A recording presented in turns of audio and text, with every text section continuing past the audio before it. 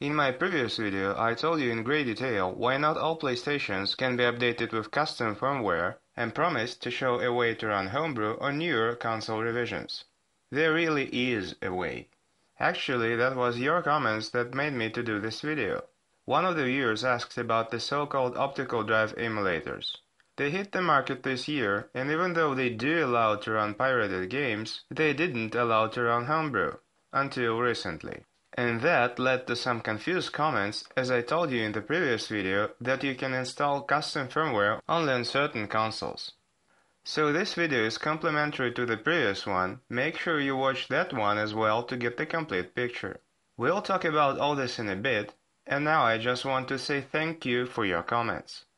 I learned a lot from them and they really helped me make this an even better channel. So if you want to say something, spill it, don't hold inside.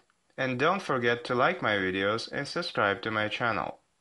So, optical drive emulators. Personally, I came up with the idea a couple years back when I was struggling with a dead laser head in my PS3 Blu-ray drive. You may not know, but early BD drives used the same laser for playing both Blu-rays and CD-DVD discs.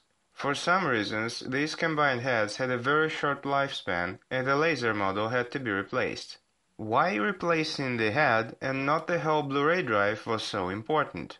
The thing is, all Blu-ray game discs, as well as movie discs, are encrypted, and they are decrypted by a special crypto key built in every drive. The key is unique, and the whole sign and encrypt process works in a similar way to which I described in the previous video, so watch it if you haven't already. So this BD drive key is tied to the mainboard key. So if you completely change the drive, you will have to reassign the drive and mainboard keys in a special way. The slang term is to remarry the drive. And obviously this is only possible if the console can run homebrew. So in most cases the only way to fix the console with broken Blu-ray drive was either to replace the optical head or rip out the lower electronic board which held the key from the old drive and install it on the new one. An idea came up to me while rewiring the laser head. Why can't we wire some kind of laser emulator which will produce signals requested by the mainboard, similar to those normal laser head makes, bits and bytes, but from some other storage like a flash drive or hard drive? Why can't we replace optical laser reading with electrical flash drive reading? Unfortunately, I failed to see anything like this back then, and after the PS3 was jailbroken, the idea kind of became useless. By the way, you may know that many pirated games, or the politically correct term backups, still require any legal game disc present in the drive to mount them. Well, those game rips you normally see at torrents are made to run on custom firmware consoles and they are not exact bit-to-bit copies of the original discs they are ripped from. They are just files copied from the original disc right on the console after it completely decrypted them. So this is not an exact rip, but merely a copy. Of course, such copies do not contain any DRM protection, as it is already has been removed during decryption, and some games check DRM before launching, that's why you need a game disc. Why any official game works and not the one we try to mount remains a mystery, maybe some design flaw. Anyway, DRM is checked even on jailbroken consoles. PS3 revisions 3K and 4K cannot be flashed with custom firmware, that's true.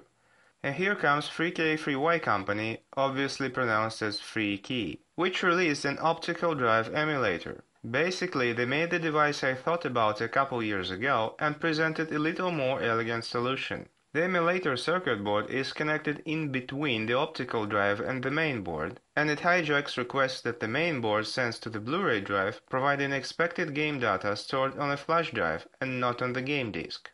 To use jailbreak rips, you have to restore them to a complete game rip by including a so-called IRD. Notice that to decrypt the game rip you still need a drive key, that's why the emulator also requires a game disc present in the drive. There is a list of compatible games to be used for the sole purpose of mounting other games from a flash drive connected to the emulator hardware. Game selection is a very funny process. You go to the picture gallery on your PS3, select a picture of the game you want to play, then access the PS button menu and select eject disk from there. After this, the game backup appears in the XMB as if it was a game disk. This is the only way to run backups regardless of console revision, and this is the optical disk emulator main feature.